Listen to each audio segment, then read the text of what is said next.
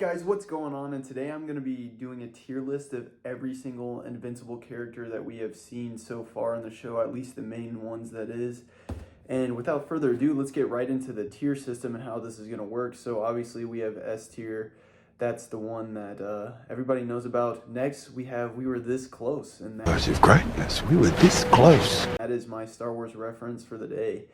Next we have A tier, which is that's a solid character. Then we have B tier. C tier is where I'm going to stop, and that is like, hey, that's a good character, but nothing special. They're just, yeah, that's a good character. Man, it's just like that. They're there. And then Doo Butter is just absolute garbage. Like I don't want to see them. I don't care about them. And yeah, they just have really no reason for being on the screen and wasting my time watching.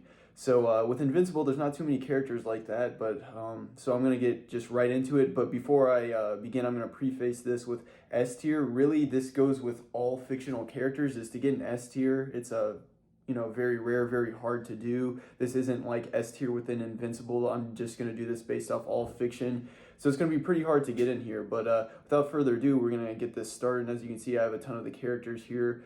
So basically, first we got Omni-Man, and that's probably, yeah, I'm gonna have to probably start off in Doo Butter. He's just a Superman wannabe. He wants to be Homelander, and there's not too much good about him. The voice acting is not very good, and without getting too much further than that, we're gonna bring him up to straight S tier because this man is a goated character.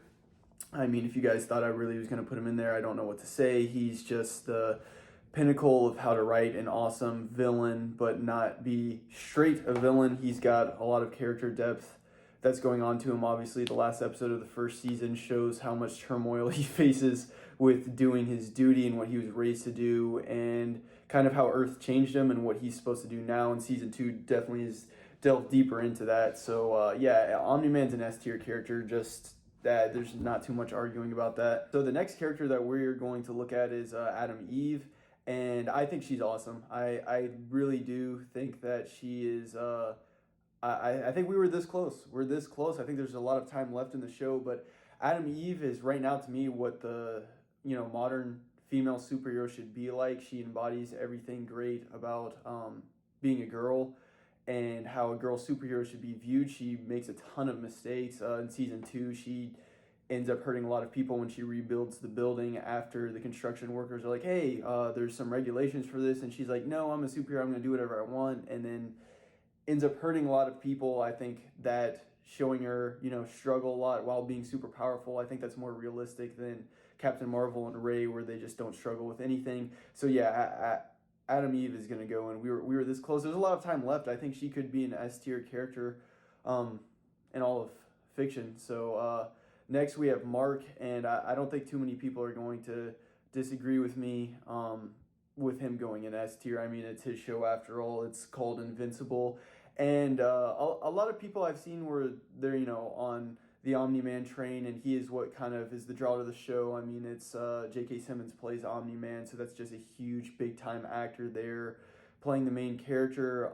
But Mark is basically, if Superman and Spider-Man had a baby, and you took kind of the, PG-13ness of Superman and Spider-Man, and you got rid of that, and you put it into like an actual real-world setting, how someone would act if their father was this insane, what they would say, how an actual high schooler is going to interact with their friends, becoming a superhero, the responsibilities it takes, and I think he's a really good combination, and I think he's, a new portrayal on, at least a small screen of a great superhero that we're getting to watch and go on his journey with.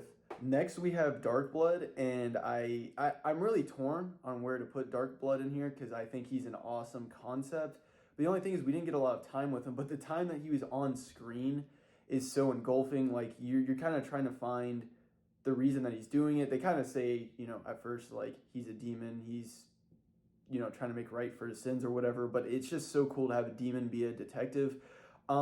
He's a tough one. He's a tough one because I really think the concept works for putting him in something like S tier, or we were this close. But the only thing is, like, with these characters, I think all three of these characters are better than Damian Darkblood, and I'm gonna have to go A because I think the concept is just awesome. Like, I think he's really good, but we just didn't get enough screen time with him for me to be like in all of fiction, he's up here. Like I don't think I could argue with anyone him going up here, but the concept alone and the voice acting is going to give me an A for Damien Darkblood. And so I usually don't like to be rude or mean to people's portrayals of characters, but Amber is doo-doo butter. She is straight garbage. Most of the time she annoys me, and I know I'm not the only one on the internet that thinks this. She's annoying. I don't even know. I've heard in the comic books that Amber thinks that Mark is a drug dealer and doesn't know that he's a superhero. And I think that makes a little bit more sense. And then she finds out and she forgives him. Well, in the show, she knows, but instead of being like, oh, I forgive you, she's still mad that he's a superhero and is lying to her. But it's like, I think any reasonable person, they try to make it, the argument for Amber is that she is realistic because if someone found out, well, they still would want a good boyfriend. But it's like, if you're dating a superhero and you already knew, then shouldn't you know that they're going to go be a superhero and they're not trying to lie to you? I don't know. I don't think she works. I think she's doo-doo butter, and she's booty butt cheeks, and she's just straight garbage. I'm not going to waste too much time on Shrinking Ray. I think she's fairly easy to rank. She's going in meh. There's a lot of better shrinking characters out there. I'm not going to waste a lot of time with shrinking. Sorry guys, Shrinking Ray. There's just no point. Ant-Man is better and the Atom is better. I don't really have too much other to say. The next character we have is a Robot, and Robot's going in A tier. He in the second season, both seasons, he actually provides a lot of comedic moments for the show, but then also his backstory is awesome. Being that weird little baby thing was definitely a spin on what I thought was going to happen with him, and his relationship with Monster Girl is definitely intriguing, and then him not having a touch with reality, it makes him. I don't know. I think that Robot is a pretty solid A tier character overall. And going from one A tier character to another, we have the Boulder twins, and they're awesome. They're an awesome character concept. I like the fact that they're clones and they like messing with each other. They're very smart but really stupid at the same time. The voice acting is awesome here. They're cool. And this order is in no particular order. I'm not ranking them. I'm just putting them in the tiers. But yeah, I'm pretty confident with who all's in A right now. Now we have William, and he's going in meh. If Shrinking Ray's in meh, he's just going in meh. There's definitely better best friends in TV shows than William. I don't really have too much to say. Robot Head, I like his voice. But that doesn't really do too much for him. He's basically like Kingpin, Tombstone, Lex Luthor, Norman Osborn. He's kind of the crime lord of the city, and I don't think he does anything special, but I like the voice, and I think he's a C. He's a good character. He's not bad. Monster Girl is Monster Girl she's pretty cool. I mean, obviously there's a play on the Hulk within this character. There's the obvious node with what's going on there, but I think it's a cool spin that she de-ages every time that she turns into Monster Girl, and then also the relationship with her and Robot has been fun to see. I don't know what he's doing here, but I guess both of them are A. Maybe I'll go with this one's B because obviously he's the clone, so he's not the original. Donald is probably, he's one of the biggest glazers in any show that I've ever seen. This dude is he's Donald. Him dying and then being confused about how he died and not knowing he's a robot is interesting. I'm gonna go. I think Donald is he's a B tier character. He's kind of got his own side story going on right now in season 2. And I'm pretty confident that I can put him in B tier. I think Donald's a big glazer, and I think he's glazed himself up to B tier. Black Samson, I think he's pretty cool. I think he's a pretty good leader type. I think I'm gonna put him in B as well. I don't got too much to say. He hasn't been in the show a ton, but him being an original Guardians of the Globe member, I think makes it cool. And then he wasn't in there, so I wonder what would have happened if he fought Omni-Man. I'm guessing he would have got his butt whooped, especially with no powers, and then him getting his powers back and becoming a leader figure for the Guardians of the Globe. I think that's a cool storyline. Next up, we have Battle Beast, and he's one of my personal favorites. I think Battle Beast is awesome. I know a little bit more about his story in the comic books, so I kind of know where his power level scale. But his first and only appearance in the I guess they kind of show him at the end of season 1 as a tease that he's coming back. But Battle Beast, for now, I think his interest was impactful enough where I think he's up here with Adam Eve. I would put Adam Eve a little bit better, but I think he's this close. I think he gets more screen time and he could potentially wield himself up there to S tier. I really don't think that anyone's going to argue with me with that. Like, his first impression was awesome, and I think everybody wants to see a little bit more of him. I cannot remember this guy's name. He's the tailor. He obviously makes Mark's suit. He knew Omni-Man. He has a bunch of really good scenes in season 2. His scene with Debbie and just comforting her is really good. I think he's a good side character. I don't think he's quite B, but like, when I see him, I was like, yeah, that's, my C right here is like, that's a good character. Yeah, I liked him. Same thing with Titan. Maybe Titan could go in B, but with who I have in there, I think Titan's more of C. And then, like, I kind of didn't. I guess it's probably better writing and character development, and the fact that it made me not like him as much when he becomes a crime lord after kind of using Mark. But I didn't like that. I wasn't going for that. I really wanted him to be more of a good guy and see that turn. So I'm gonna go with he's a good character. He's C. The Immortal. I really don't like the Immortal, to be honest with you. Me personally, I would put him in C, which is a crazy take, but you can't put him in C. The Immortal has a really cool concept where he can't die. He's lived for centuries and stuff like that, which we've seen characters that live for a long time and other things. But him being the leader of the team and just kind of getting bodied by Omni-Man a lot, and him coming back, and I don't know. I think Immortal's probably an A tier character. He's pretty cool. He's pretty important to the storyline. But dang, I just don't personally like him. I think he's kind of annoying sometimes. But like, I wish I had one in between here, because he's probably an A. For me, he's a B. Yeah. Immortal's weird. You guys can put in the comments where you want me to put him. I'm just gonna leave him down here for now, because I don't even know where to put him. We have another great character with Alan the Alien. His voice acting by Seth Rogen is awesome, and his sacrifice in season 2 was awesome. His introduction was awesome. I really like Alan the Alien. I don't think we've gotten enough time with him for me to quite put him up here. But I have, without a doubt, I think he'll go into this category very soon. He'll definitely return. I don't think the guy that played Optimus Prime, I don't think that guy is going to pull the plug actually on his life, and I 100% think Alan will be back, and we'll get more time to spend with him, and he'll definitely move up the ranks. Aquarius, this dude is obviously making even more fun of Aquaman than what like Robot Chicken and stuff does. He's a good character, but I mean it's not hilarious or anything like that. He's fine. I would put him in. And C, Cecil is he's an A. Obviously, he's like Amanda Waller and Nick Fury, where he leads kind of his own special task force and secret agency. But he's pretty dang awesome. His voice acting, which I sound like a broken record because the entire cast's voice acting has been impeccable. But Cecil's a cool character. He's definitely an A tier here. And I have nothing else to say. I don't think anyone will disagree with that. Duplicate.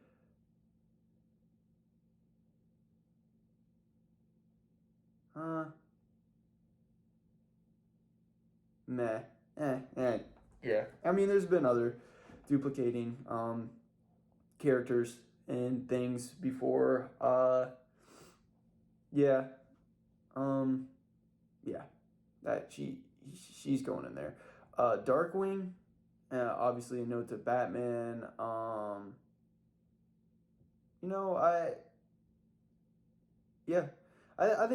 think Darkwing's good. Batman's way cooler than him in other Batman versions of characters have been cooler than Darkwing, but yeah, he's good. Yeah, I think I'm gonna keep him there. This dude that gets turned into the monster that is, has the relationship with William. Um, dude, I mean, Bud kind of he sticks up for William and them and there, and he's cool. But I mean, Bud just goes out looking and gets kidnapped by this creep right here. So like, dude's kind of doo doo butter, honestly. I mean, he was just literally there to be a plot device to show how powerful Cecil could it could change humans into those monster things that were beating up on the Omni Man a little bit. Next, we have Doc Seismic, and he's got an awesome name. I can't even lie, his name alone probably earns him in the C tier, and I think he's a pretty cool, like the Earthquake Gauntlets. Like I know he's kind of the villain of the week type, but I like Doc Seismic. He kind of reminds me of Doctor Animo from Ben 10. But it doesn't do anything to warrant like being up here with Glazers like Donald or Monster Girl or Black Samson or anything like that. He's just a good character. If he keeps coming back and being villain of the week, maybe has some terrible one-liners still, then I'll move him up. Adam Eve's father is annoying.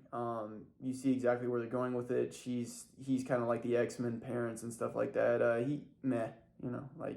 He's just there. He serves to be that thorn in Eve's side to make her question if what she's doing is right. Red Rush, this one might be interesting for you guys, but it's hard to make a fast character not cool. I mean, just think about it. People love Sonic. People love Dash from The Incredibles. There's really two versions of the Flash that people love, and there's a lot more that people like. Quicksilver is awesome. I mean, it's really Roadrunner. I mean, it's not hard to mess up a fast character. His wife, Olga, I don't know why she's not on this tier list, but she's a great character. I think Red Rush is B, and I know he's a direct knockoff on the Guardians of the Globe or a knockoff from the Justice League. He's a knockoff of Flash, but I mean, Flash is an S tier character. Sonic's an S tier character.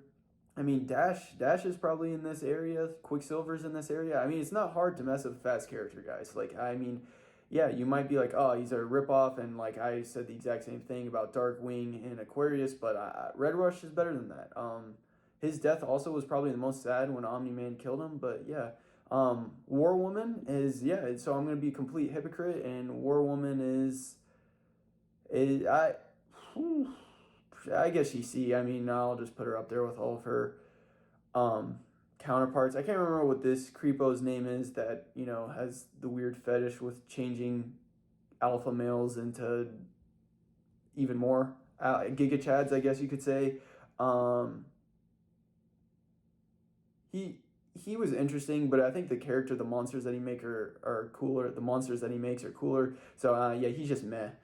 He's meh. The Green Ghost. I don't know exactly who she was supposed to be from the Justice League. She reminded me more of like having some of Vision's power sets, but I think that she was cool. I like the pill thing that she took. It sounds weird, but I even like the job that she has beforehand when she was the fashion model. I thought she was pretty cool, honestly. I think she's in B tier. I wish I maybe made some more tiers because I feel like Red Rush and Green Ghost could go above some of these characters. But actually, now that I'm looking at it, this guy, I wish I could remember his name, just can't right now. Some of the conversations he has, I'm gonna move him up. This thing that was hired by Robot Head, really cool design. I can't remember his name, so I'm gonna go with C because I just like this guy's design. That's purely it. This guy was freaking doo doo butter. His power was sus. Adam Eve's mom, she's also meh. Like there's just generic superhero parents. Martian Man, obviously, just a ripoff of Martian Manhunter. I mean, but that's what they're going for. There's a lot of satire, a lot of meta commentary in the Guardians of the Globe with that. He's gonna go with the rest of his pals up here. I do like his relationship with the little girl, but yeah, I don't think he really does anything. Oh, Rexplode is one of my personal favorites. He's going in A. He's the comedic relief of the entire show, and it's not. Yeah, he's a stupid character, but it's smartly written lines that really deliver. And especially when a lot of the show can be very tense and violent, he gives a lot of relief to everything that's going on. Debbie is also an A tier character. She's awesome. There's really not too much to say about her. She's an awesome like Aunt May type character. She's gone through a lot in the show, and yeah, she deserves to be A tier. This dude also just gets bodied. But his design's cooler than this, whatever this guy's name is. Yeah, I apologize for not knowing their names, but they're just not important enough for me to know. Say I'm just gonna go with this guy. This guy, cool design. His design's probably just as cool as this thing over here. Yeah, I'm gonna pull them both down to meh because like they just don't do anything. They're just there. Yeah. So I'm gonna Angstrom Levy. This guy, he's not one of my personal favorites. I think he's kind of weird, but he's an interesting character, and the story that they're going with him, I think, is also interesting. It's just that there's so much multiversal things going on right now with superheroes that I think kind of gets him some hate. But I think he's B tier easily. I think he could definitely go up to A tier. I think there's a lot of interesting stuff that can come with him later. But right now, personally, I just think the multiverse is just so overused that like seeing a character that goes into different universes isn't as interesting as it should be. He's gonna go into B, but I think he has potential to move up to A. Alan's girlfriend is just she's in there, but she's I think she could she be the mole that they were looking for. I don't really know. I don't know what's going on. She got to witness Alan get bodied, but she's meh. Yeah, she's just meh. She doesn't do too much for the story overall. Yeah, she's meh. Next up we have Kill Cannon, and he's the most villain of the week that you possibly can have out of all of these. But he's pretty interesting. I think some of his dialogue with the cops in season 1 is actually pretty funny. When he literally shoots the entire building down with his arm, he's like, "I think you kind of overstepped your boundaries here," and he looks at the cops and then they just start shooting at him again. I thought that was pretty good. I think he's C tier. This guy that just joined the Guardians of the Globe, I can't even remember his name. They literally brought him in on the show just saying that we needed like more muscle or something like that, and it's like, yeah, he's meh. This dude has been, he's provided some decent, comedic moments, but he's meh. Like he's not doing anything. This guy is played by Optimus Prime. We haven't gotten to see too much of him. I'm pretty sure he's a Viltrumite. Maybe they said that and I just missed it. I can't remember, but I'm pretty sure he's a Viltrumite. He's going in C because he has a lot of intrigue left in the show.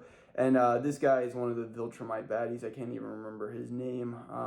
Unless it's Thrag or Conquest that's showing up, I'm not really going to pay too much attention to all the names that are going on because there's just a ton of Viltrumites that body everyone. He seems a little bit more interesting than the three little nuggets that fought Mark and Omni-Man. So he'll go and see. And so yeah, this is the list. This is the tier list for Invincible. And this is pretty spot on with season 2, part 2 coming out in a couple of weeks. I think this is a solid place to stop. So as always, may God bless your day, and make sure to subscribe if you like what's going on with the channel.